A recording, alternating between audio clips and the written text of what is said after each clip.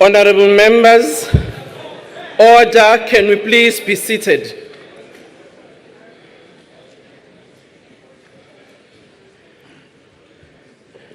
I'd like to acknowledge the acting president, Honorable Godongwana.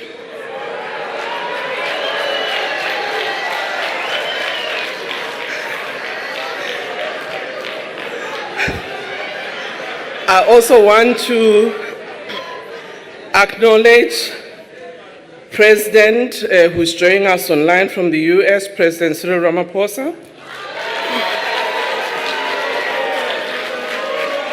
I want to also acknowledge the guests of our political parties who are here, joining us from the gallery, who are now the guests of Parliament.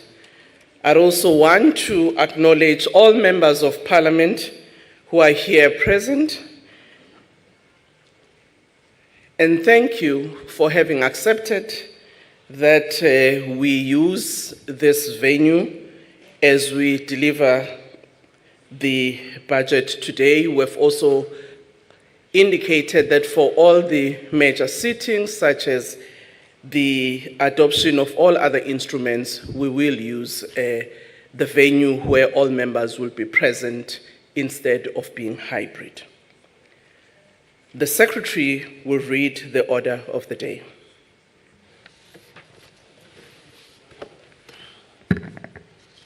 Appropriation Bill, Introduction, Appropriation Bill, and Tabling of Division of Revenue Bill. Thank you, Minister of Finance.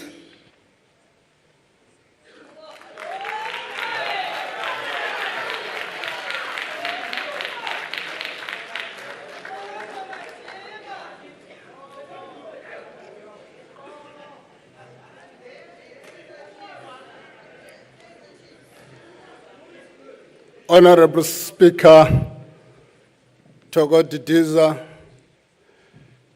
Deputy Speaker, Anele Lotriet, Chairperson of the National Council of Provinces, Refule Munsweni Tsipane, Deputy Chairperson of the National Council of Provinces, less governed.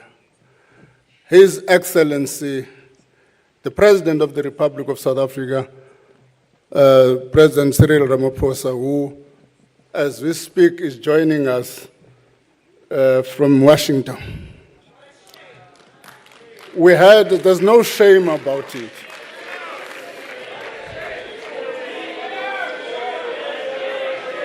Order, honorable members. Order, honorable minister, you can proceed with your speech. One of the choices we had in discussing with the president was whether we could postpone the budget or we could postpone the trip. We decided that we could not postpone any of the two. And as you can see in terms of the program of Parliament, the NCOP will be deliberating on the appropriation bill and exactly on the deadline on the 30th of April, of July. We simply can't extend the budget beyond the 30th of July because departments after the 30th of July will only be accessible to 10% of their budget. And none of the departments have got a 10% wage bill which is less than 10%. There are serious implications for that. It may mean that we may have to close government. Honorable Deputy President Paul Mashatile, who is also not with us, for long commitments he undertook before this day was agreed upon. Cabinet colleagues, members of the Executive Council for Finance, Governor of the South African Reserve Bank, Commissioner of the South African Revenue Services, fellow South Africans. Allow me to table the following documents before this House.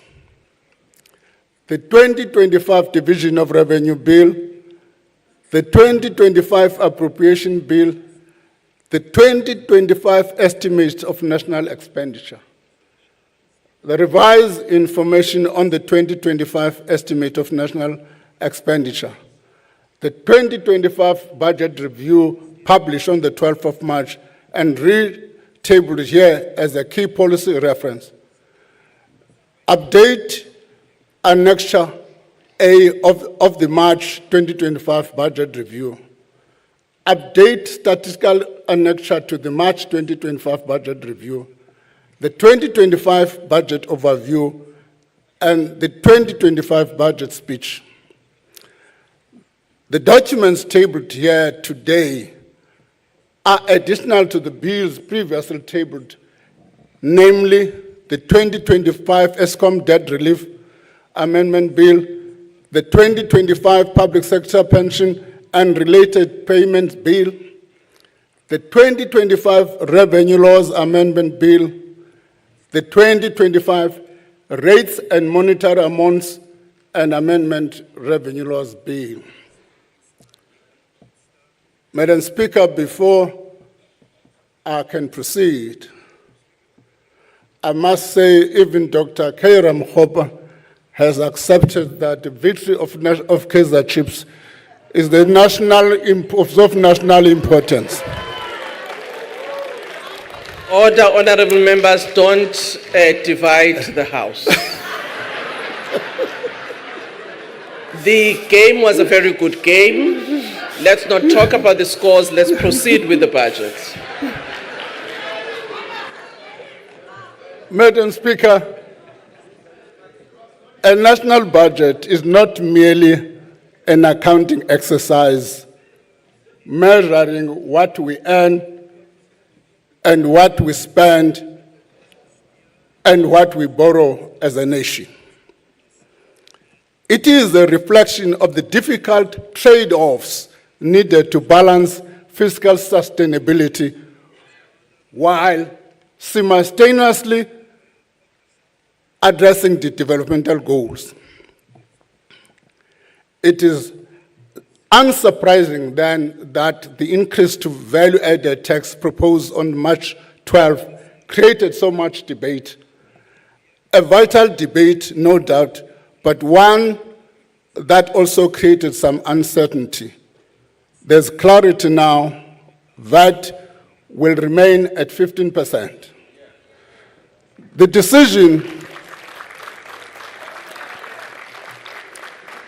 decision reflects our commitment to listen to South Africans and to all the political parties represented in this House. Today's budget has taken these views into account. This is what the past 2 months have provided, valuable lessons that will inform how we manage the budget process moving forward. The reality, however, is that the decision to do away with the VAT increase without a viable alternative source of revenue significantly reduce our ability to fund additional government programs and projects to the extent we had deemed necessary. Nevertheless, this budget supports sustainable finances, the social wage, investment in economic growth. This is not an austerity budget. It's an expansionary budget. It increases non-interest expenditure by an average of 5.4% over 3 years. In real terms, this is 0.8% growth. It is also a redistributed budget. It directs 61% of every rand of consolidated non-interest expenditure towards the social wage. This is money that will be spent to fund free basic services like electricity, water, education, healthcare, affordable houses, as well as social grants for those in need. This budget invests over 1 trillion in critical infrastructure to lift economic growth prospects and improve access to services. Madam Speaker, this is done without compromising the fiscal strategy of sustainable public finances. We have achieved this difficult balance by reducing additional spending over the medium term by 68 billion rand. Let me repeat because there's confusion. We are saying by reducing additional spending is not cutting budget. There's a difference between the two. There's a difference between the two. What we've been fighting over these 3 months has been by how much we should increase budget, not by how much we should be cutting the budget. So what is being reduced is additional spending. These reductions are primarily aimed at provisional allocation, not yet assigned to votes. Simply put, this means baseline allocations across all spheres of government remain largely unchanged. Instead, the size of the proposed increase to allocation is reduced in line with what we can afford. Our focus going forward is threefold. Our focus, as I've indicated, is threefold: balancing the budget through spending efficiencies, strengthening revenue allocation, and giving expression to the medium-term development plan. This undertaking is not insurmountable if we work together, stay focused, and persevere to chart a better course for our economy and our people. Turning to the economic outlook, Madam Speaker, much has changed since our last appearance in this House. The most troubling changes are the global economic developments, which have, in the short space of 2 months, already had a significant impact on the domestic economic outlook. The global economy is facing heightened trade tensions and elevated policy uncertainty with worrying economic consequences. The International Monetary Fund now projects global growth at 2.8% in 2025. This is 0.5% points lower than January estimates. Similarly, global trade is projected at 1.7% in 2025, which is also much lower than the January estimate. At the same time, inflation expectations are now above central bank targets in many advanced and emerging economies. And new trade barriers may raise inflation and prolong the cycle of higher interest rates.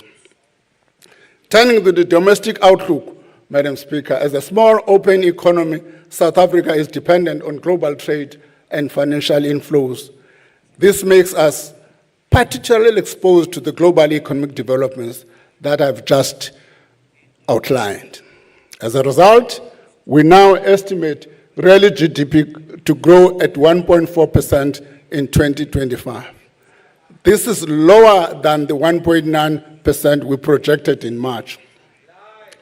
Over the next 2 years, we project real GDP growth to rise moderately to 1.8% in 2028, 1.6% in 2026, and 1.8% in 2027.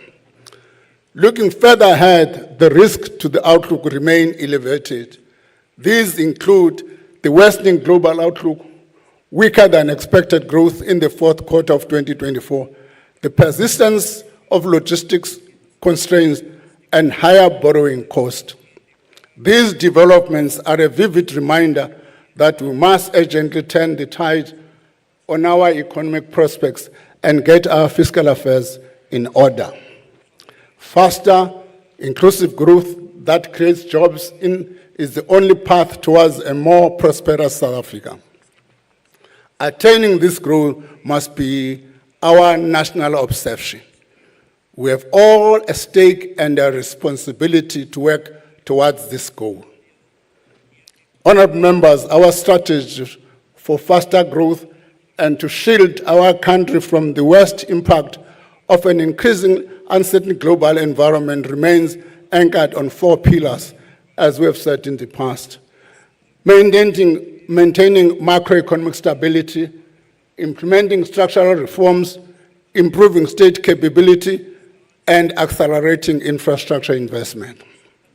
Madam Speaker, let me demonstrate how this budget reflects this strategy.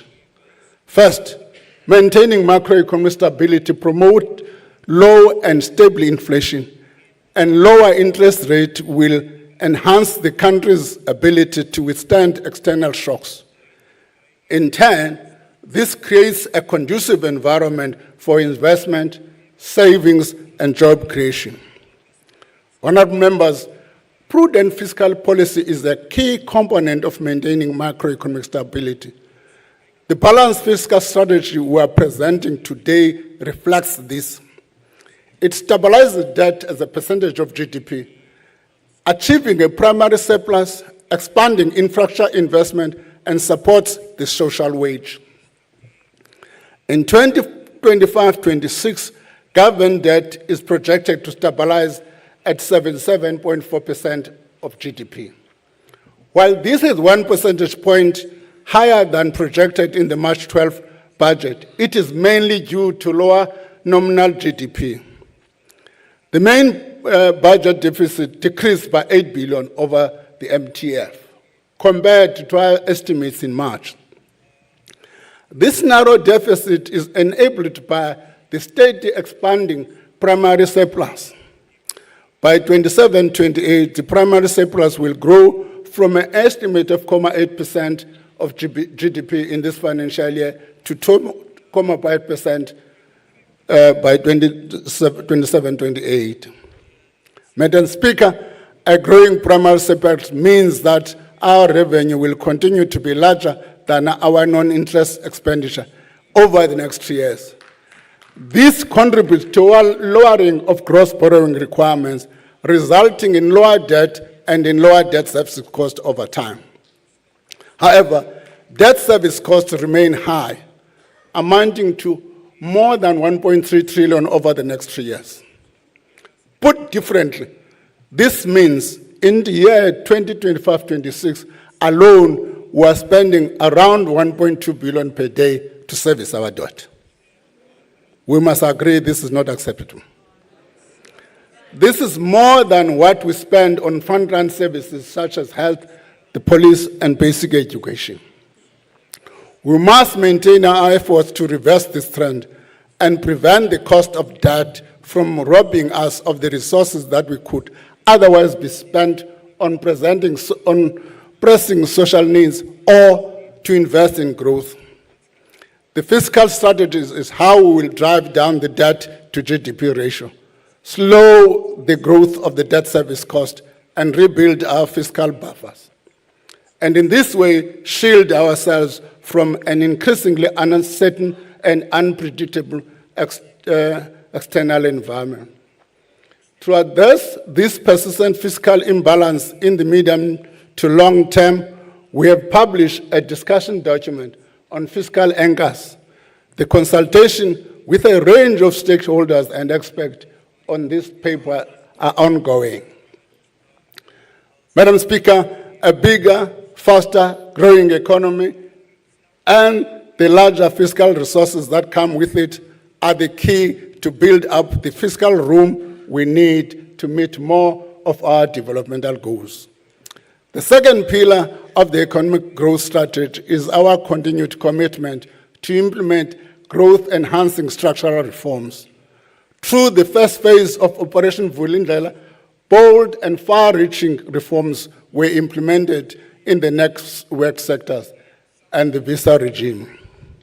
As a result, numerous economic bottlenecks have eased, new investment unlocked, and the growing potential of the economy enabled. Yet the economy still faces constraints. During the launch of the second phase of Operation Vulindlela 2 weeks ago, the President amply pointed out that, and I quote, "Our economy needs to grow much faster to create jobs that we need and to achieve prosperity for all, close quote. The second phase will therefore focus on the following areas: seeing through the existing reforms in energy, water, logistics, and in the visa regime, improving the performance of local government. This includes professionalizing utilities, appointing suitably qualified people to serve in senior positions, and reviewing the local government fiscal framework, harnessing digital transformation in order to drive the adoption of digital technologies in government and build a digital public infrastructure for use by all South Africans. Addressing this apartheid legacy or spatial inequality, reforms will include changes to the housing policy and accelerate the release of public-owned land and buildings. This will also entail clearing the backlog of title deeds for affordable housing and a comprehensive regulatory review aimed at removing barriers to the development of low-cost housing. Tackling these structural concerns will ensure that impediments to faster growth are removed. Madam Speaker, the budget process this year has been contentious, mainly due to the tax proposal announced on March 12. I want to assure the public and this House that the aim of the March 12 budget was to balance the necessity of growing the economy with the equally urgent need to repair and rebuild public finances. This remains our goal, and as I've already said, the proposed increases in VAT rate in 25, 26, 27, 28 have been dropped. As a result, the expansion of the zero-rated basket, which was included to cushion poorer households from VAT rate increase, falls away. Madam Speaker, compared to March estimates, tax revenue projections have been revised down by 61.9 billion over the 3 years. This reflects the reversal of the VAT increase and the much weaker economic outlook. In this difficult environment, it remains vital that we still take actions to increase revenue to protect and bolster frontline services, while expanding infrastructure investment to drive economic activity. To this end, the budget proposes an inflation-linked increase to the general fuel levy. For the 2025-26 fiscal year, this will only new tax proposal that I'm announcing. This is the first fuel levy increase in 3 years. It means from the 4th of June this year, the general fuel levy will increase by 16 cents per litre and 15 cents per litre of diesel. Unfortunately, this tax measure alone will not close the fiscal gap over the medium term. The 2026 budget, therefore, need to propose new tax measures. I repeat, the 2026 budget will therefore need to propose new tax measures aimed at raising 20 billion rand. We have allocated an additional 7.5 billion over the medium term to increase the effectiveness of the South African revenue services in collecting more revenue. Part of this allocation will be used to increase collection from debts owed to the fiscal. SARS has indicated that this could raise between 20 billion and 15 billion and 50 billion in additional revenue per year. Another part of the additional allocation to SARS will be used to improve modernization. This will include targeting illicit trade in tobacco and other areas, which should boost revenue over the medium term. As SARS utilizes this investment to raise additional revenue, which I believe can be at least 35 billion, the 20 billion to close this current revenue gap will not have to be raised through taxes. Madam Speaker, let me call on every South African, be they individuals, small operators, business operators, large corporations, to honor their tax obligations and contribute to the building of a better and more equitable nation. To all taxpayers that continue to pay their taxes, thank you.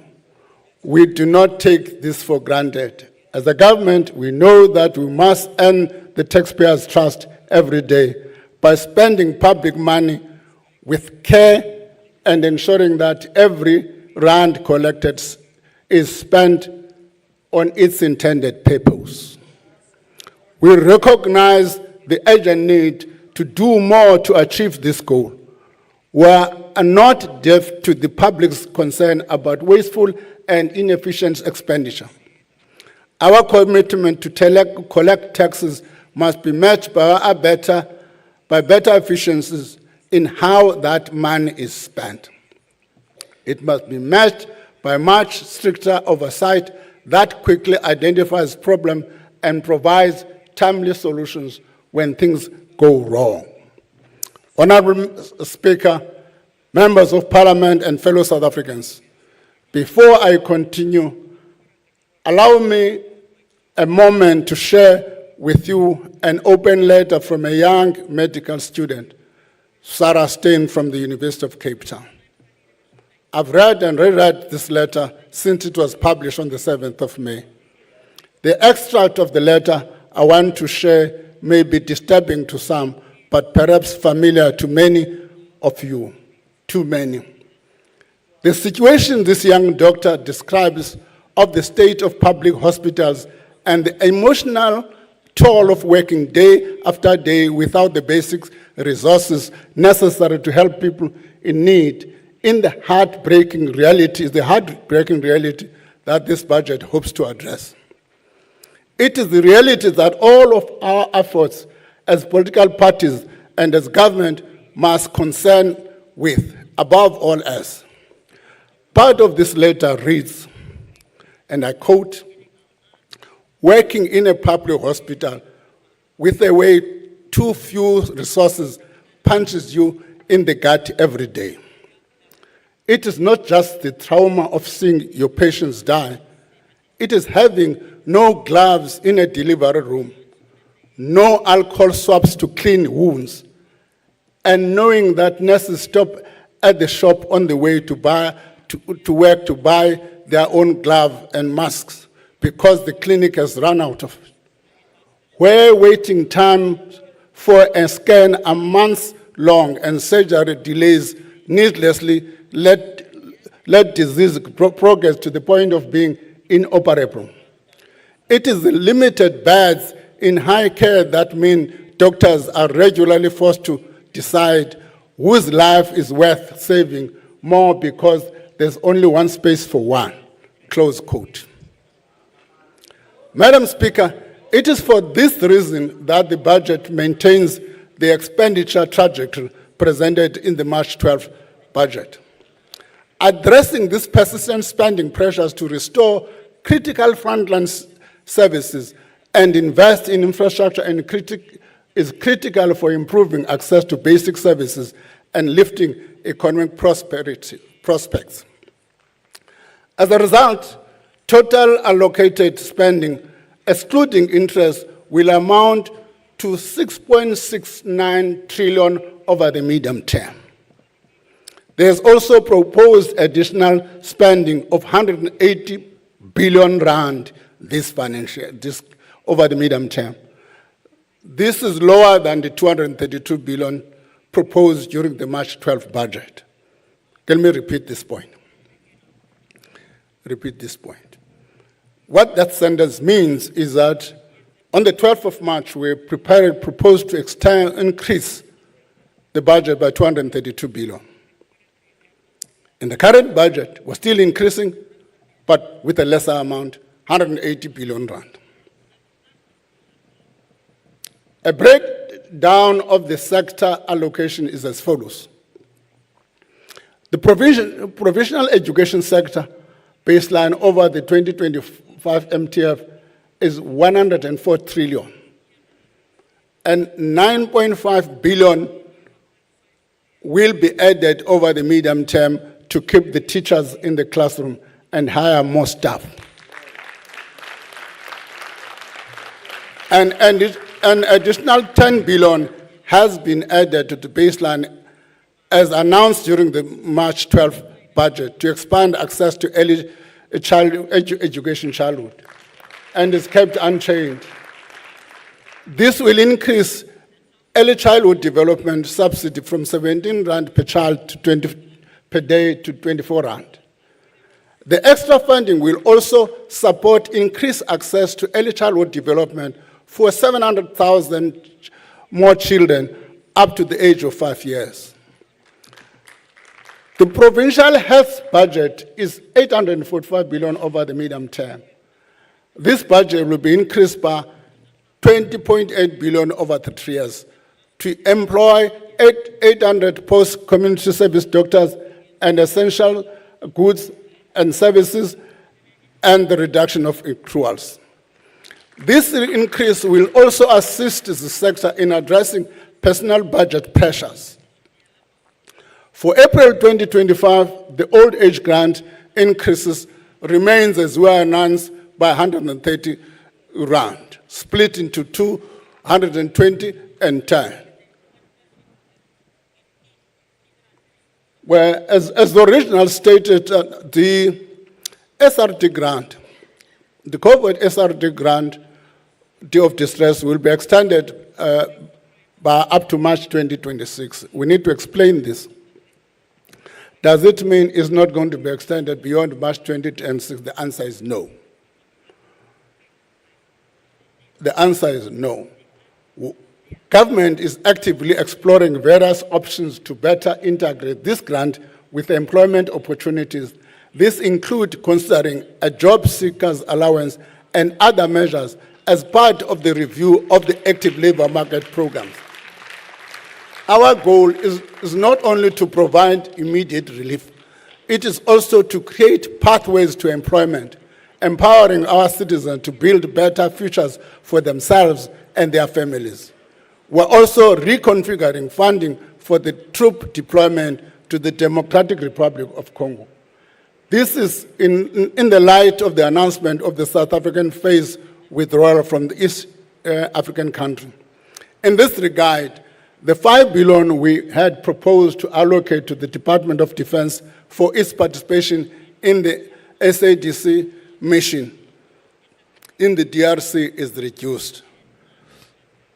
But the allocation of 2025, that has been an increase from 180 billion rand to 3 billion. Let me just explain this a bit. Originally, we had 3 phases of increase for the Defense Force. In this financial year, it was going to be 1.8, and then up to the next financial 5 billion. What we have done, because now the Defense Force is coming back, the cost of bringing them back is higher in this financial year. What then are the implications is that we've moved an amount to this year, which makes the amount for this year becomes 3 billion to cater for the relocation cost. This will cover the immediate cost of the orderly and safe withdrawal of our troops and mission equipment. Madam Speaker, 1.4 billion is allocated to support the preparation for the upcoming local government elections. 885 million of the allocation is for the Independent Electoral Commission. 550 million for the South African Police Service and the South African National Defence for the maintenance of public order. This investment contributes to upholding the democratic processes and ensuring that every South African can exercise the right to vote in a safe and secure environment. This budget also retains the provisional allocation to early retirement, allocation for PRASA and the municipal trading entities reforms announced before, but at a slightly lower level than anticipated in the March 12th budget. Madam Speaker, the spending choices we're proposing today demonstrate the government's determination to bolster the state capability needed to deliver quality, reliable, and sustainable cost services. This is what Pillar 3 of the economic growth is about. Despite the additional allocations we've made here, There are other long-standing spending pressures that persist but cannot be funded within the current envelope.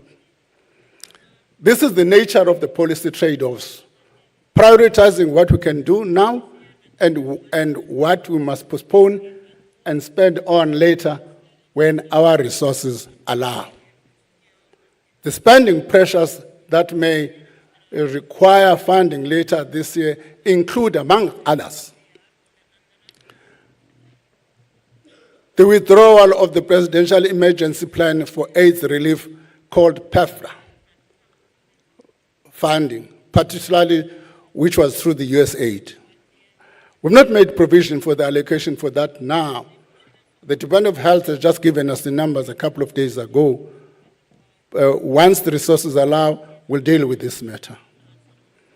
The budget facility for infrastructure, the Passenger Rails Agency Service, PRASA, as rolling stock, accommodating population changes that impact on the provincial equitable share allocations.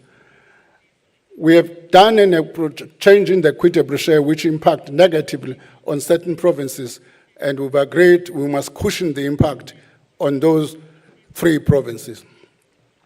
Strengthen the capabilities of the Office of the Chief Justice and Statistics South Africa. Political party funding is not catered for here. Additional, I'm not saying which is coming through Parliament as is entire, but additional political funding is not catered here, and provisional infrastructure for royal households. Also, what is not provided here are the cost of the national social dialogue. Madam Speaker, the government will consider government guarantee support for Transnet to enable the entity to refinance maturing debt and to enable the execution of its capital investment program. Honourable members, when an economy underperforms, as ours has over the last decade, it generates less tax revenue while requiring increased social spending, widening budget deficit, and accelerating debt accumulation. To be successful, our strategy of maintaining fiscal discipline while investing in growth demands that we prioritize high-impact expenditure. These are expenditures that deliver economic returns while eliminating inefficiencies, wastes, and leakages that too often plague the government spending. To tackle this, the National Treasury is undertaking expenditure reviews looking at more than 300 billion in government spending since 2013, with the aim of identifying duplication, waste, and inefficiencies. We found potential savings of about 37.5 billion over the time through improved oversight and political changes through these reviews, operational changes. Going forward, underperforming programs will be closed as the 2026 MTF budget process undergoes redesign. New reforms will target infrastructure planning and implementation across provinces and municipalities. A data-driven approach to detecting payroll irregularities will also replace the most costly method of using census. This initiative will cross-reference administrative data sets to identify ghost workers and other anomalies across government departments. Part of the goal of these initiatives is also to remove the regulatory burden on business. Madam Speaker, to be successful, not just technical solutions are required. Sustained political backing at the high level is needed to overcome departmental resistance and to protect whistleblowers who expose irregularities and wastage. I'm happy to say that this political backing has already come from the President, Cyril Ramaphosa, Deputy President Paul Mashatile, as well as my cabinet colleagues. Just to stop, I was impressed with the discussion in cabinet on the 14th of this month. With no exceptions, all my cabinet colleagues backed the measures that I'm talking about today. Thank you, colleagues, for that. The President has also undertaken to establish a committee between the President and Treasury to identify wasteful, inefficient, and underperforming programs. I call upon all ministers, MSs, DGs, HODs, and every official responsible for public funds to embrace these efforts and play their part. Madam Speaker, the division of national raised revenue will see 2.4 trillion of total non-interest spending allocated to provinces over the medium term. Municipalities will receive 552.7 billion over the same period. Of course, if I may just pause, there's always a disagreement between the different spheres as to who gets a better share of this. That's a battle. SALGA has undertaken a study which says 40% must go to municipalities. I said that's a battle between the different spheres. All I have is the envelope. As long as you can find each other within that envelope, I don't have a problem. So the split addresses the fiscal realities faced by provinces and local governments. The allocations will fund increases in the cost of bulk water and electricity cost provided for the free to needy households, for free to needy households. In 25-26, 83% of the local government equitable share provides for a free basic service package of 610 per month to 11.2 poor households. Honourable members, this package of free municipal services continue to be a key tool for reducing poverty and inequality, raising living standard and facilitating access to greater economic opportunities.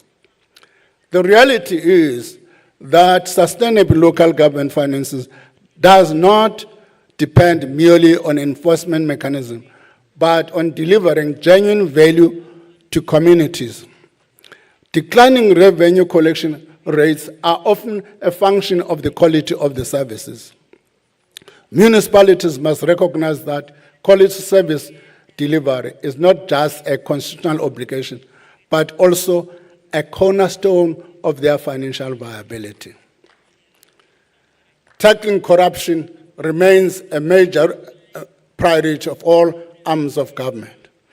We're making progress in pushing back against action that is compromising our national interests.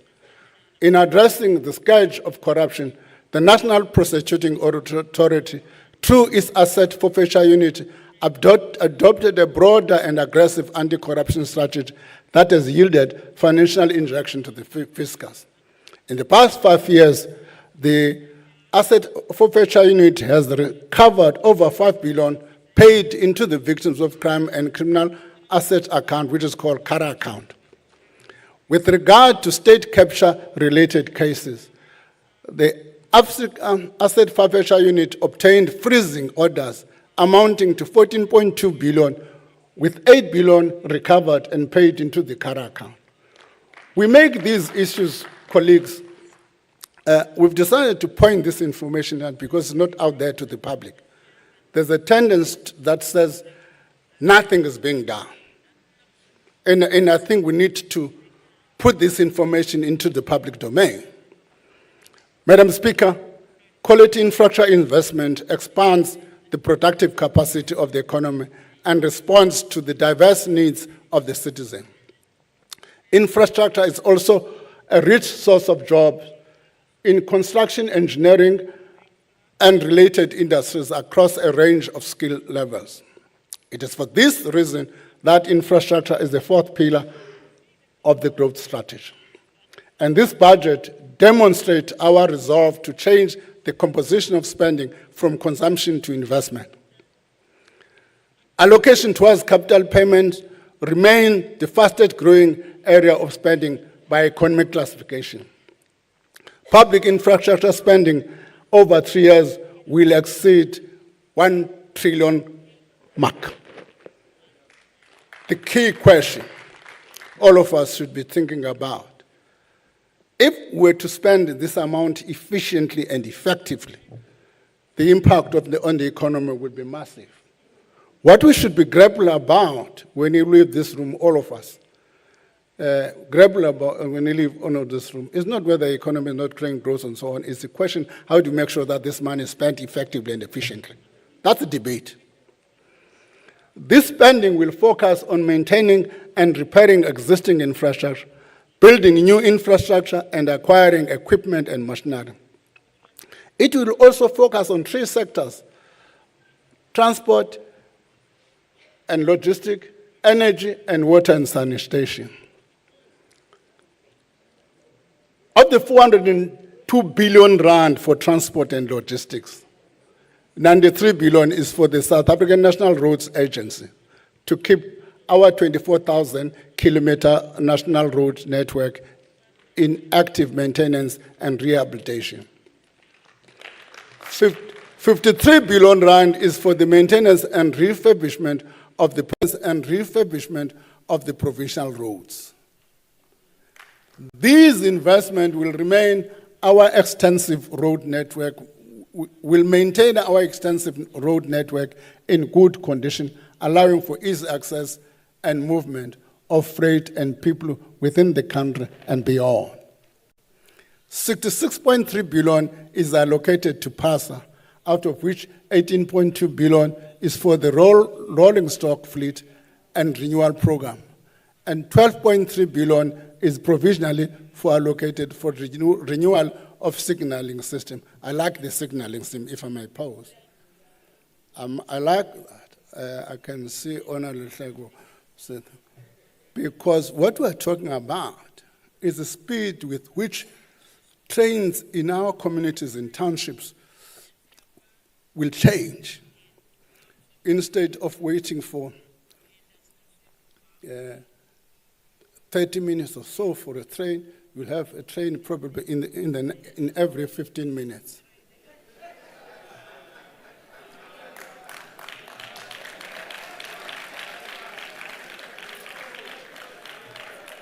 You know, the EFF colleagues remind me of the time when cell phones were introduced. I was still in COSATU,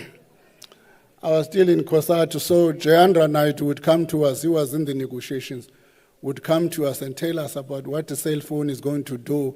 If you are in the field, you're going to take this thing from your banklight in rural areas. I said, hey, how can this be possible? This is going to happen, is not a tale.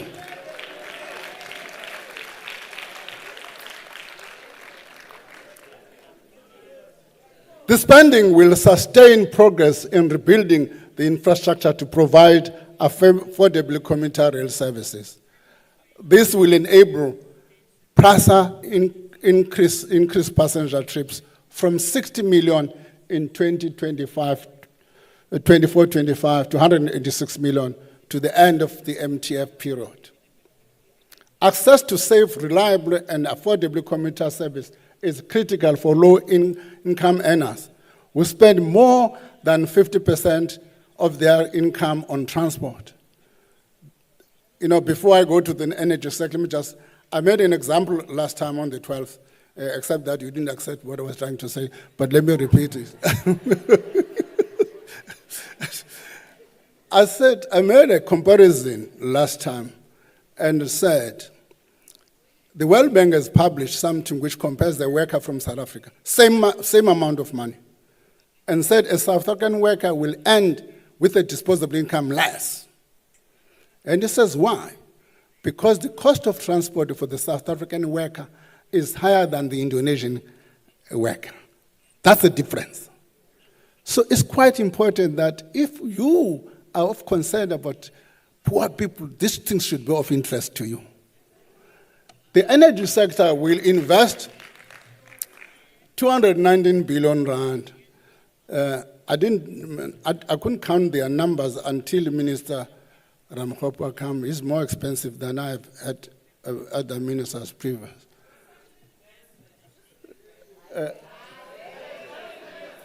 Order, honorable members, let's allow They Minister are, to continue. I'm old enough for him, so it's not a problem. So, the 219 billion on strengthening the electricity supply network from generation to transmission and distribution. This includes investment in renewable energy projects which continue to contribute to stabilizing the power supply, resulting in reduced load shedding. Efforts to connect more renewable energy projects to the grid and expanding the transmission network through a multi-line transmission package remain on track. The water sanitation sector will spend 156.3 billion on expanding our water resources and service infrastructure, including dams, bulk infrastructure, service mines, factories, and farms.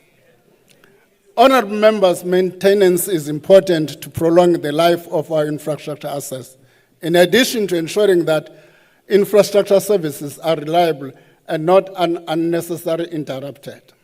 This is the reason our budget emphasizes the aspect of, in addition to building new infrastructure, to further support infrastructure delivery and improve spending efficiencies, the National Treasury continues to implement reforms that will facilitate greater private sector participation in the public infrastructure. The new regulations from public-private partnership were gazetted earlier this year and will take effect next month. These will reduce the procedural complexity of undertaking PPPs, increasing the deal flow and allowing government to leverage its limited resources to fast-track infrastructure provision. The National Treasury has developed enabling guidelines and framework to support the new guide regulation. Specifically, the unsolicited proposals framework will create clear rules for managing proposals from the private sector, and the framework for fiscal commitments and contingent liabilities will strengthen fiscal risk governance. These regulations and frameworks will be published in the next few weeks. The recently established private sector participation unit of the Department of Transport and Transnet are making progress in engaging the market on PSP's project. The PSPs will resolve and improve some of the critical logistic bottlenecks. Win the elections first.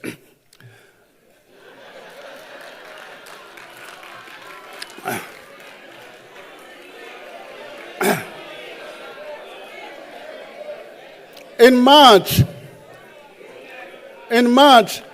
a request for information was issued for the ore, chrome, coal, and manganese lines. In April, a request for qualification was issued for the establishment of an independent rolling stock leasing company. Madam Speaker, the budget facility for infrastructure has been effective in supporting quality investment. It does so by reviewing proposals for feasibility, viability, and cost effectiveness. To date, 52.9 billion in additional funding has been unlocked through this process. To scale up this success, the BFI has been reconfigured to accept proposals quarterly rather than annually.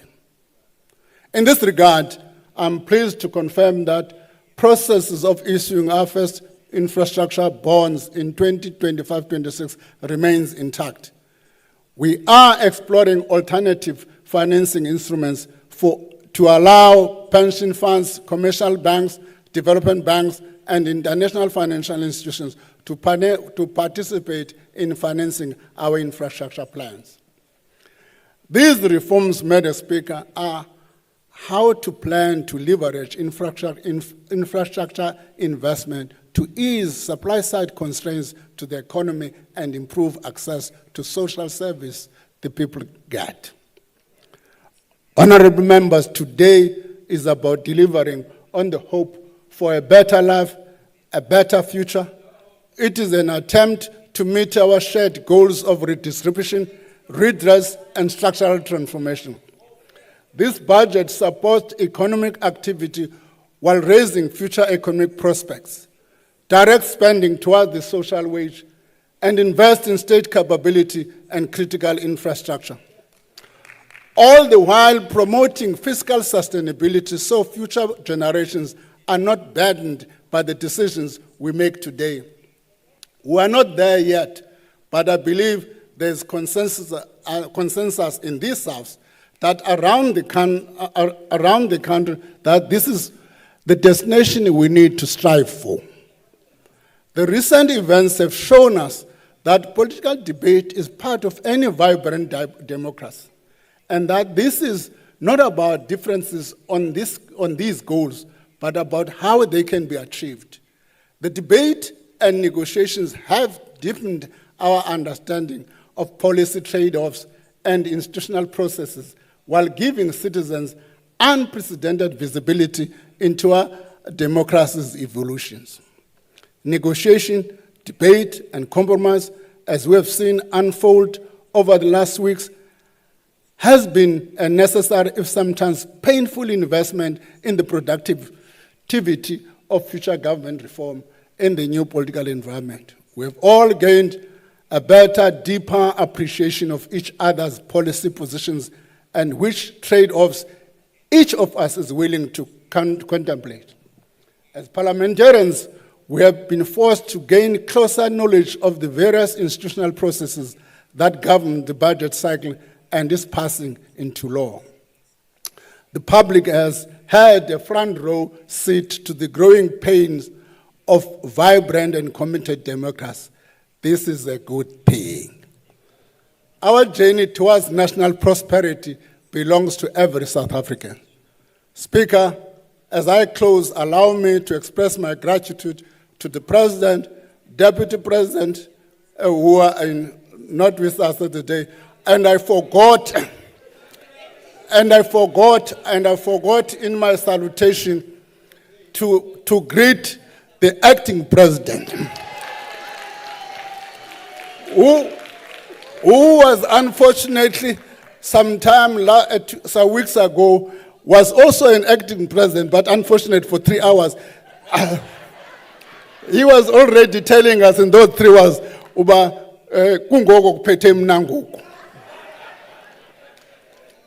he was in my office this morning. He was suspicious. He was promising to do some reshuffle.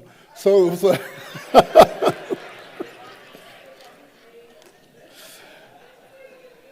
congratulations, Kwat. President and Deputy President, I have to thank them for their support. Our country with them is in safe hands. My appreciation also goes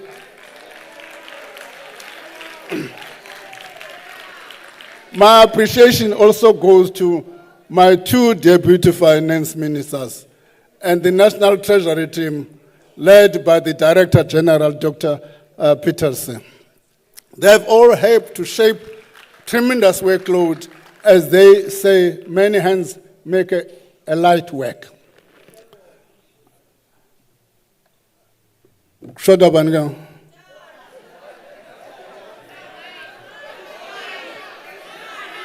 Order. Before that, thank you to the Commissioner of the South African Revenue Services, the Governor of the South African Reserve Bank, and also thanks to the Financial and Fiscal Commission for their support. Thank you. And my cabinet colleagues. And inkosikazi yasemachaweni, unkosikazi wam, ichoke iguqele kaChalbonge kwekwengu. Thank you, Minister. Order, honorable members. The papers tabled by the Minister will be referred. Order.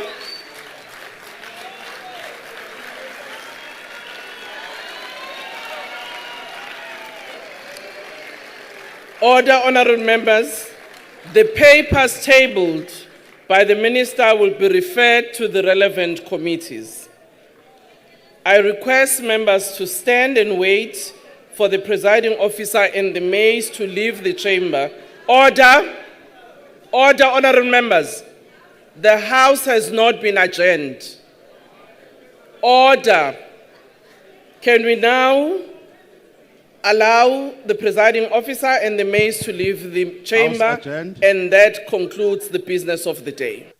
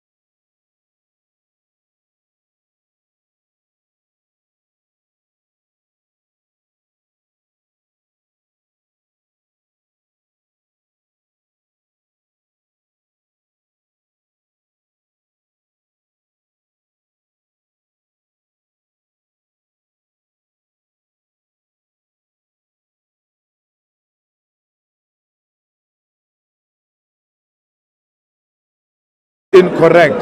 We must tax the poor and deal with illicit financial flows.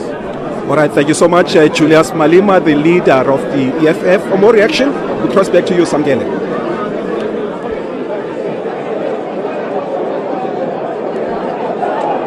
Political parties are reacting to this particular budget. The issue of the fuel levy seems to be a sticky point for some political formations. I am going to get more reaction, particularly your response to some of the cuts that have been introduced by the minister. That particular deployment to the SNDF has also been cut over a period of a long term as they are coming back into the country. Just your response. Yes, we are very pleased that the additional resources have been given to bring our troops safely home.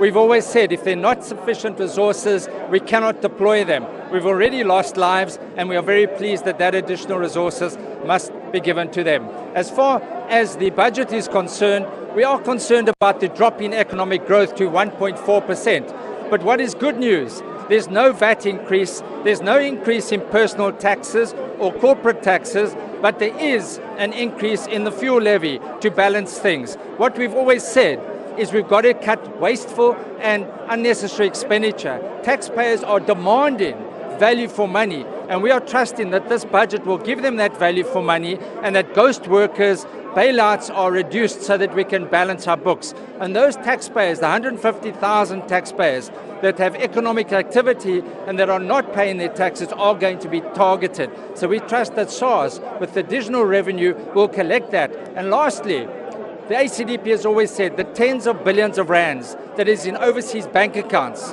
must be collected, must be recovered by the SIU and the MPA. If they do that, we can balance our books. But what we need is stewardship of state resources and servant leadership. Thank you so much. Thank you very much. I'm going to bring in Mr. Ngabayomzi Kwankwa from the UDM, just his particular response on this particular budget, fuel levy increase, and some of the measures introduced by the minister.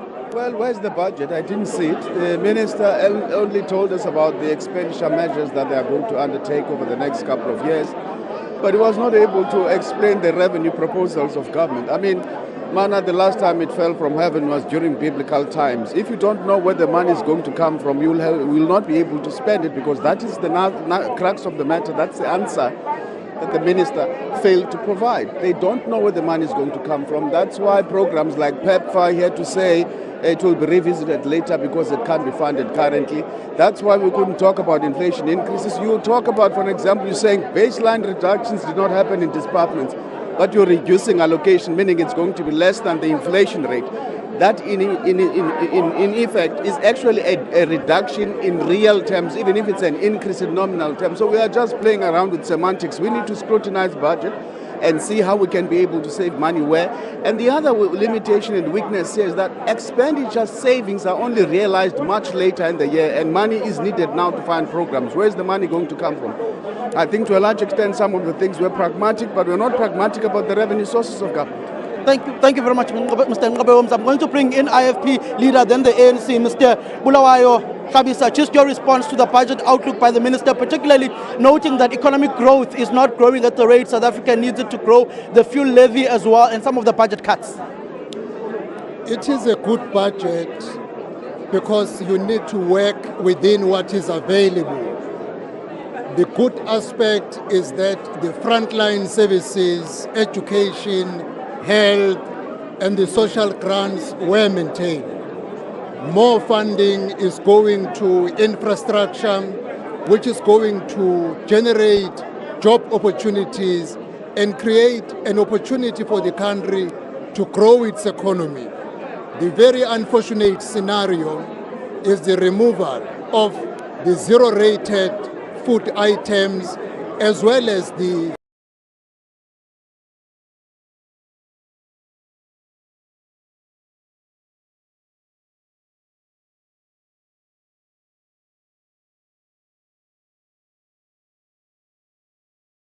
efficiency, that the money that is invested on infrastructure is used carefully and prudently to ensure that it is benefiting the community in terms of the amount that is available.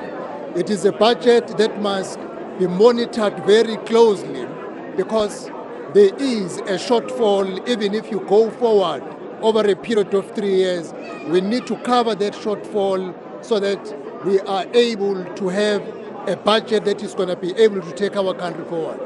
As the IFP, what are some of the areas, particularly when you look at the frontline services, are you adequately impressed with the budget allocations to those frontline services in those particular departments, the money that has been allocated there? Yeah, from the ongoing, we were upfront that education should receive a priority.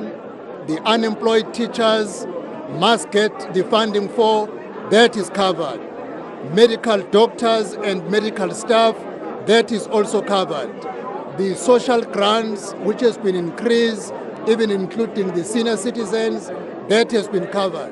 The only area, as I have indicated, the removal of the zero-rated food items is an area which we were championing because we believe it was going to benefit the poorest of the poor, including the fuel levy. The increase on the fuel levy is going to be a challenge because it is going to trigger the increase on the food prices.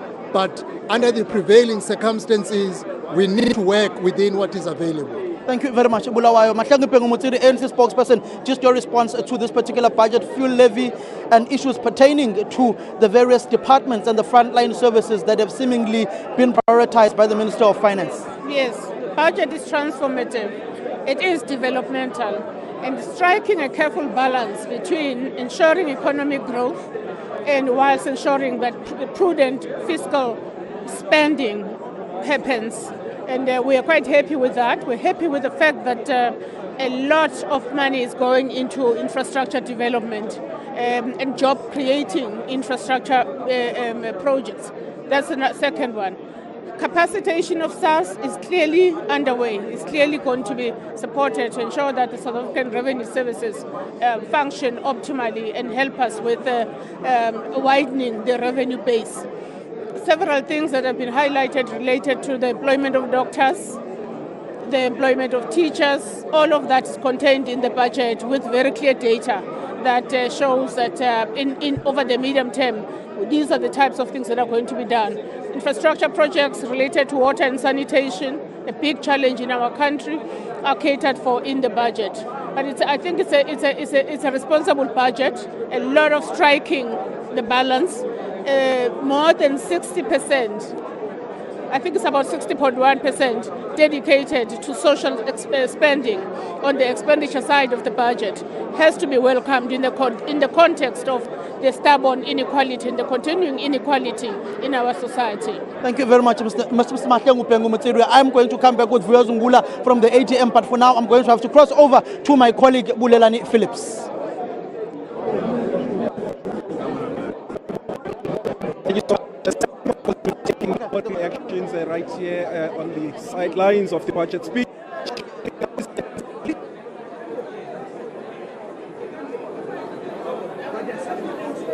All right, thanks very much for coming to us here.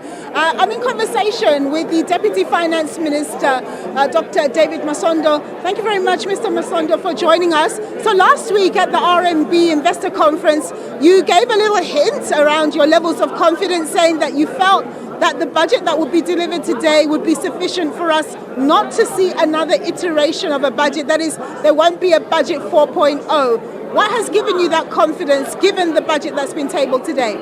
Thanks, Nompu, for having me. My confidence comes from the fact that there's been extensive consultations between political parties and within the government itself. There's wide consensus on the budget that we presented today as National Treasury. So I'm very confident that we're not going to have another budget. We agree on the measures that we've undertaken to raise revenue. We agree insofar as the areas that we need to spend on and how we should best grow the economy. Now the finance minister talked about the 1 trillion or over 1 trillion rand that's set to be spent on infrastructure over the medium term. This is a massive amount of money. How do we ensure that the checks and balances are in place so that money is actually used for great effect to boost the economic growth story of South Africa? Definitely, we need to make sure that the people who are in the positions to execute infrastructure rollout in this country They are the right people who are in the right position, but this parliament has a responsibility to continuously ask questions on how this 1 trillion rand that is going to be spent on infrastructure over the next 3 years is spent properly and according to the laws of this country. Nompu, in addition to the 1 trillion that government will be spending on, we've also created the condition for the private sector to spend their own money in infrastructure, freight rail infrastructure, water infrastructure, as well as energy. And we've set those conditions to enable the private sector to participate and put their money in the infrastructure. And one of the ways through which we're seeking to get the private sector to participate in infrastructure rollout in this country, we're going to be raising, for the first time, an infrastructure bond, which is money that we're going to borrow in order to finance infrastructure. Because the question about raising debt is not an issue. The question is, what are you using that money for, and whether your economy will be able to service that debt. So raising money specifically to finance infrastructure is important for jobs, it's important for economic growth. Deputy Minister, thank you so much for your time. All right, let me hand it over now to Samkele Maseko.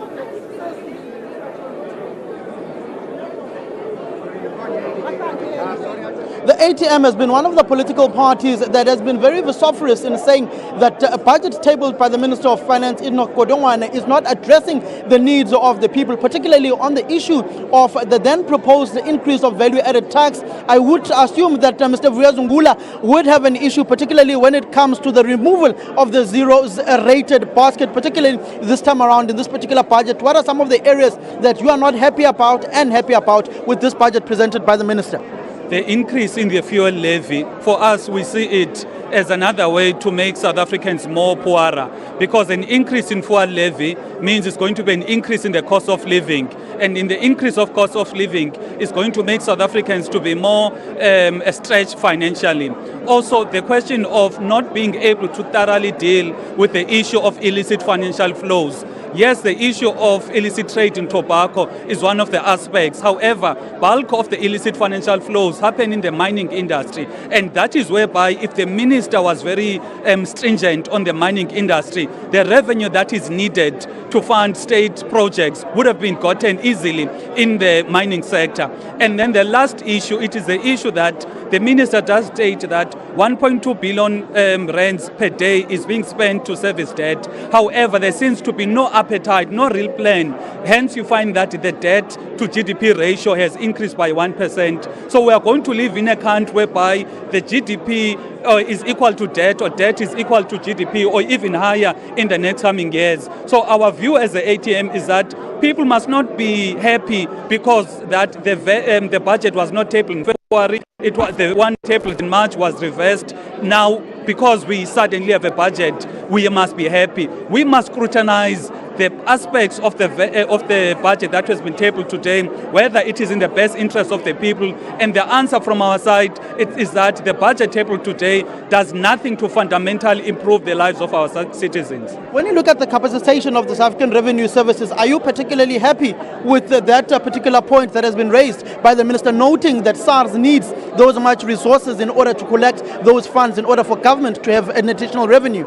The 7.5 billion is a very tiny fraction compared to what SARS really needs, because there is a strong view that SARS needs a very high amount that will be able to go after all of the people that are not paying their taxes, particularly multinational companies who operate in South Africa but commit profit shifting, which reduces the amount of revenue that could be collected in South Africa. So whilst we welcome the 7.5 billion, we do have a view that it is not enough to substantially reduce the amount of illicit financial flows that have been committed by these multinational companies. Thank you very much, Mr. Vuyazungula. I am also with my colleague Bulelani Phillips, who is alongside the Freedom Front Plus. I am throwing over to you now, Bulelani.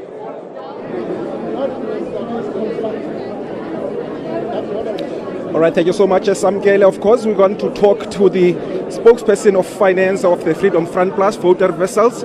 Firstly, The minister outlining a budget shortfall. Surely next year he's talking about exploring other tax proposals. How do we move from there?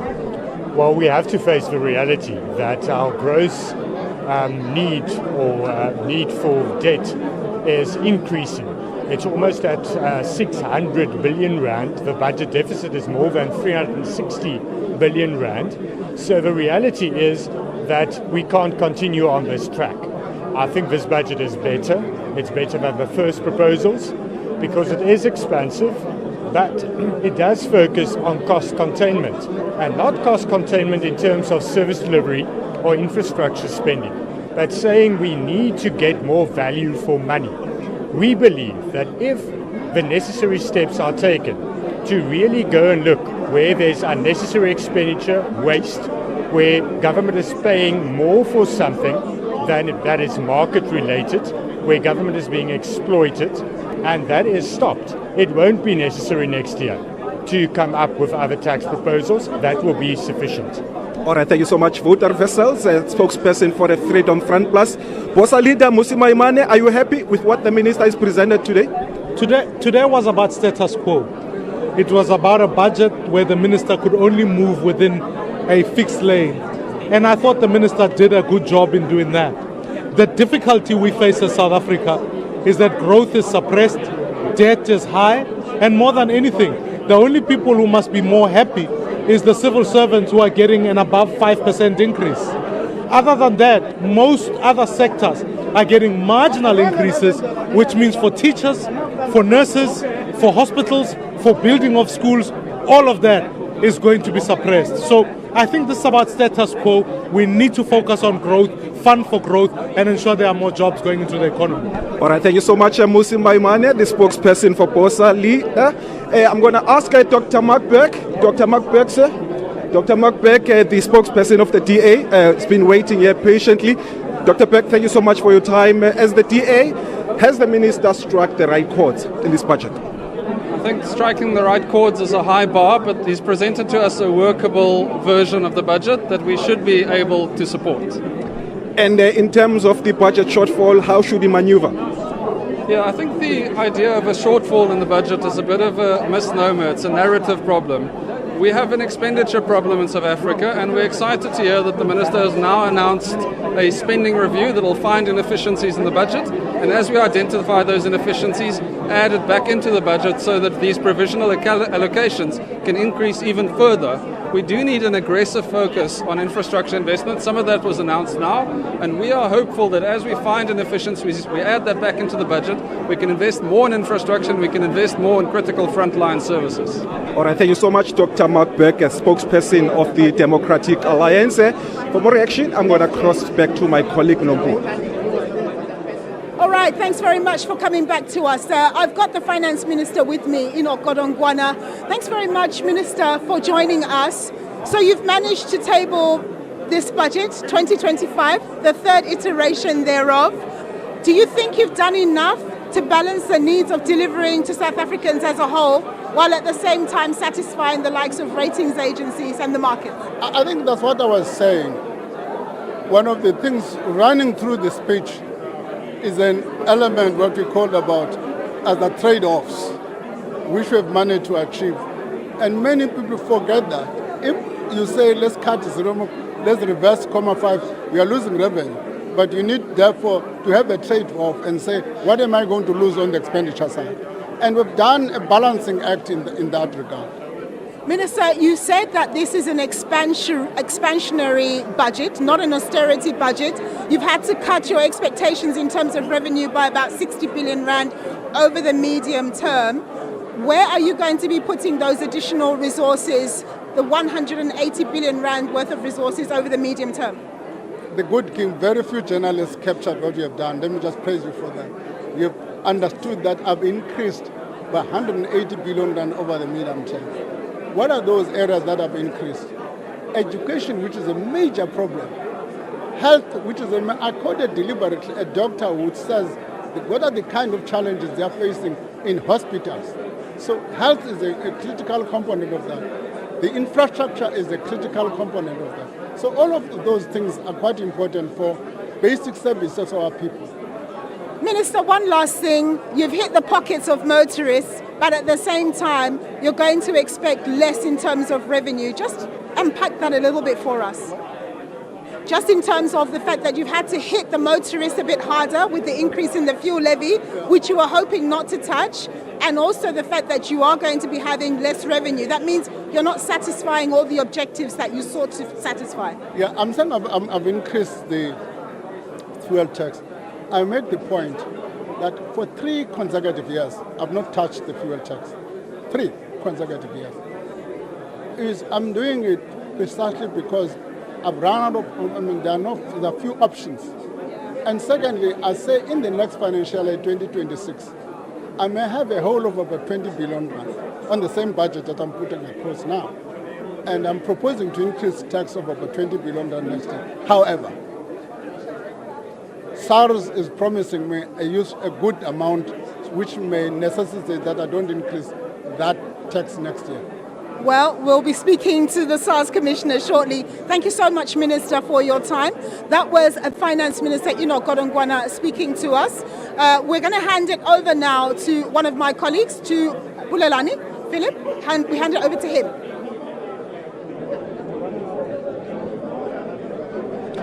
Well, thank you so much again.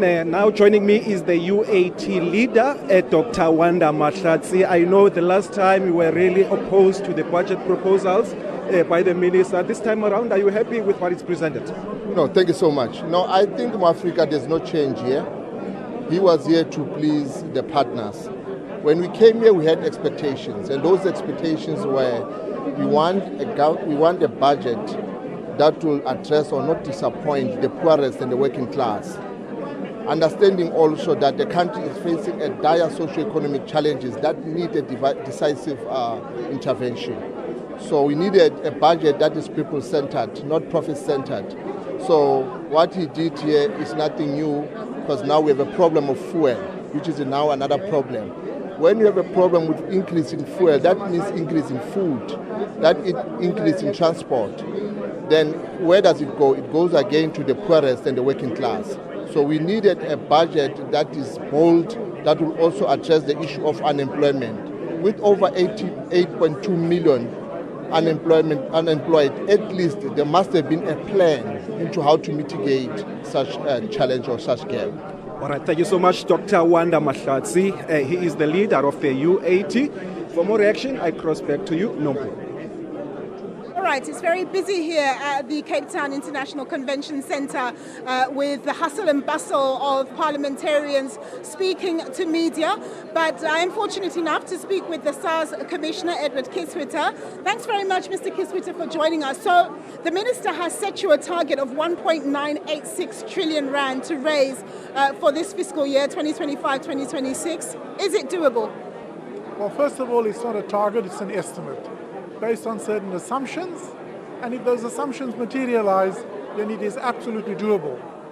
I think, though, what is quite key is that we have engaged with the Minister and made a case that we can bolster even the 1.86 if we build on the lessons of the last year, which allowed us to ring-fence an allocation from the Minister to drive a focused debt recovery program. This is not money that is collected by raising taxes. It is money that already belongs to the state. It requires no policy adjustment. It just requires SARS to do what it is mandated to do, which is to collect all revenues due. In the past, we could not do that because we didn't have enough resources. So last year, we hired about 600 additional people, 700 people, and took some of the money and drove a debt recovery program which demonstrated that we can return on the investment an amount of between 30 and 60 times money back. In other words, if the Minister gives us a rand, we can turn that into between 30 and 60 rand through this program. And so the Minister has therefore agreed this year to add another billion, and we have started, we've already employed 500 additional people on a project basis. On the 1st of June, we'll bring in 250 more, and we hope to build that up to about 1,700 employees who will focus only on debt collection. So we have said to the Minister, if this project succeeds, we will be able to provide an additional revenue of between 20 and 50 billion rand. That 20 to 50 billion rand is not yet in the 1986. Over what time frame are we talking about? We have already begun to focus the project, and over the next few months we'll prove the project, which will allow the Minister in October, when he delivers the MTF, to decide how much he wants to include in the projection for this year as well as the outer years. In the budget announcement today, the Minister says that in the back of his head he thinks that number could be about 35 billion. Commissioner, I know you don't like us for this, but it's quick and fast. Thank you so much. That was the Commissioner, SARS Commissioner Edward Kisfita. Let's hand it over now to Bulelani.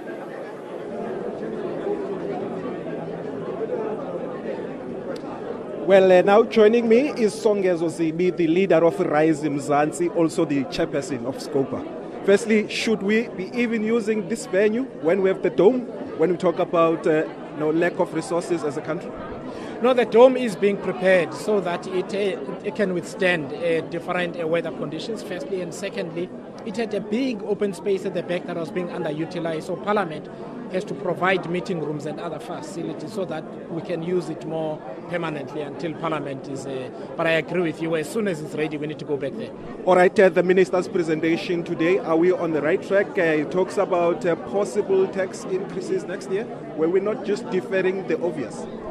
The most important thing that Parliament has to do, and MPs have to take their work very seriously, is what the Parliament said about expenditure reviews.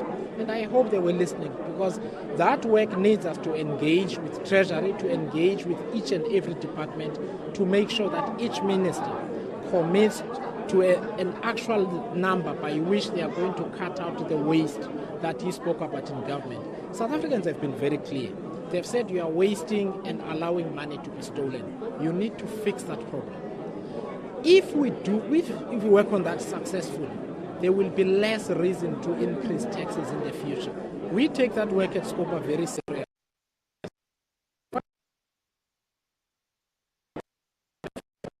In that journey, and South Africans will be able to see for themselves in which areas we can begin to spend better. Lastly, how do we address the challenge of the budget shortfall? Look, there are two things. We have to invest in the economy. We are not investing enough in the economy. About 80% of the money that SARS collects goes to salaries, goes to social grants, and it goes to paying interest on debt. It's what he was referring to when he was talking about the composition of expenditure. We need to take some tough decisions about what we spend the money we collect on. It won't help for political parties to want to be popular with everybody. One of the things that we spoke to the finance minister about, and he addressed it today in our consultations, is that we need to repurpose the SRD grant so that it helps people in the process of finding work.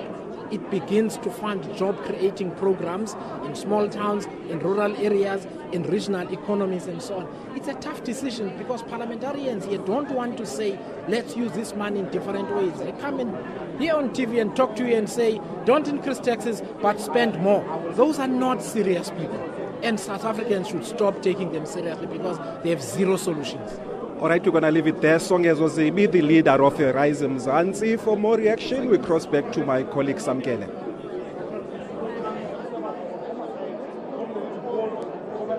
The Department of Public Works and Infrastructure is going to play a critical role in stimulating the South African economy and making it to grow and creating jobs. The Deputy Minister of Public Works and Infrastructure is going to play a critical role, particularly with those funds allocated to building of public infrastructure. Mr. Zikalala, Deputy Minister, just the essence of the department playing a critical role in economic growth within the country on infrastructure development. How do you see that panning out within the current medium term? Well, both as the ANC and on behalf of the department, We believe that the budget creates more flexibility to ensure that we grow the economy, especially infrastructure investment. It comes at a time where we are convening the South African Infrastructure Development Symposium, which is the fourth time this year, where we will present the second infrastructure booklet that tell us of projects that are going to be implemented. The minister, which is important, allocated more than 1 trillion to infrastructure, but he also further said the regulations of PPP will be enhanced, a work that is already happening.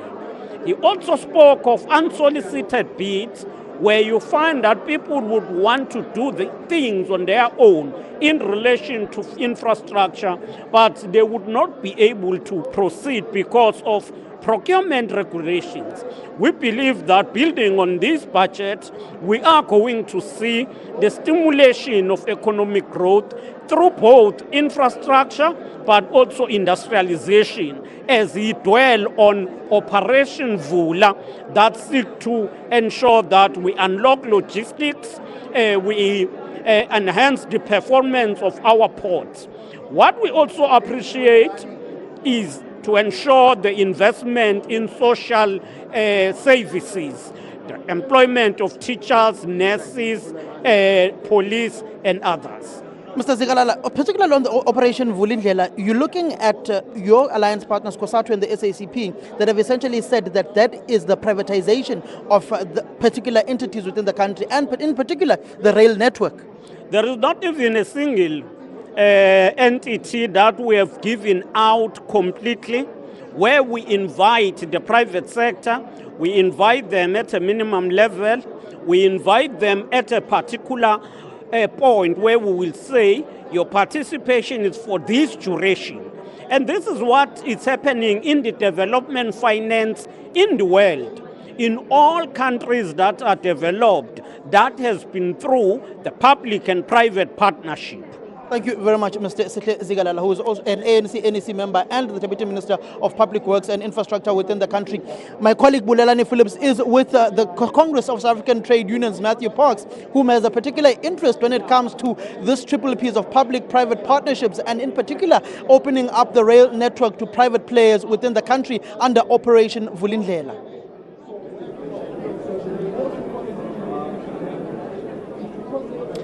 Well, welcome again. We now take reactions from the Labour Federation, COSATU. National spokesperson is Matthew Parks and now joins me. The minister says this is not an austerity budget. Do you agree with him? It's a mixed bag. There's some things which we campaigned for, which are quite good. The minister scrapping the VAT hike, which would have hurt workers. The double inflation increase for social grants. Expanding public employment programs to help young people enter the labour market. Significant investments in infrastructure which can help grow the economy, create jobs from electricity to roads, from water to ports. Those are good things. There's some rebuilding of frontline public services which have really been weakened by budget cuts over the years, especially education, health and so forth. There's a hiring of additional critical staff like 4,000 police officers, about 6,500 teachers, 800 doctors. It's not enough, we would have wanted more, but it's not as bad as we feared given the VAT scrapping, the reduction in economic growth. But there's some parts which are disappointing. No adjustment for SOD grant, just even for inflation. That really is shameful. There's no real interventions around local government. And yet municipalities are on a free fall in many areas. So it's overall there's some good things, but also will we spend the money? You can allocate money for infrastructure, but will municipalities spend it? But the question really, the debate that has been going on is that historically we've seen the forecasting of economic growth not really reaching the announcements that have been made by the minister. The minister again coming to say they expect a 1.9% increase, but do you think that that's achievable? It's got to be achievable. I know it sounds like a broken record because we've been having this discussion for 15 years, and that's why we're in a crisis. We're not in a crisis because of revenue, we're in a crisis because of growth. If you've seen a 1% growth for 15 years, we're not going to reduce unemployment. So we've got to remove the obstacles to growing the economy, making sure we have reliable but also affordable electricity, making sure transit is working so our mining and manufacturing agricultural goods get to the markets. We've got to make sure the mining rights application system is finally live so we can attract investments to the mining sector. We've got to get Metro Rail working because that transports 10 million commuters in our cities to work on time. More difficult things is local government. If you have municipalities collapsing, not just in Ditsobotlo or Machabeng, but in Joburg and eThekwini, then it has an impact upon the economy. We've got to fix leakages in the state because there's no point in increasing taxes if municipalities return money unspent at the end of the year. But I think what also gives us a bit of hope is the South African Revenue Service. The staff there have done an excellent job. SARS has shown a model to rebuilding the state. Hire additional staff, invest in infrastructure, remove corrupt elements, and SARS is exceeding tax collection. So if we give SARS more support, it means we can collect the taxes owed to the state to rebuild the public services. All right, thank you so much. Matthew Parks is the spokesperson of Labour Federation, COSATU. For more reaction, it's back to you, Samgele.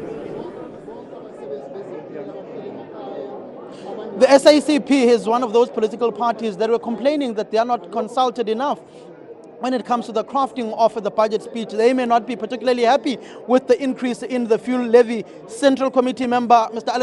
Alex Mashilo, just in particular your response to the budget that has been presented by the minister, particularly knowing the trillions of rands that have been appointed to infrastructure development within the country, Triple P's public-private partnerships that are going to be played in order to grow the economy. Firstly, the consumers are going to pay for the fuel increase, fuel levy increase. This is how it works. When you increase the amount of money that people pay per litre of petrol or diesel, the taxi owners, those who operate buses, are going to transfer that increase to the consumers. You must be sure that in the coming months, we will see increases in transport fares across the country. That is not going to reduce the cost of living for the poor particularly. It is going to increase the cost of living for the poor. And it goes against what the minister was saying when he highlighted the importance of affordable, accessible, and safe public transport. South Africa does not have a widespread public transport system. We rely on the system that takes more money from workers. If you think about Statistics South Africa, census of 2022, the family size in South Africa is more than 3. Now, the amount of money spent in commuting between work and home is just going to take more money from the families that are struggling to make ends meet.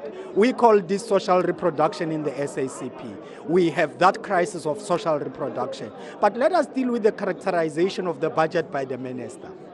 He says that this is not an austerity budget. We are, however, reducing additional budget spending. That is on the one hand. While on the other hand, he is asserting that this is an expansionary budget. Now, if you reduce additional spending, you are cutting growth in budget spending. Now, you are cutting growth in the expansion of the budget.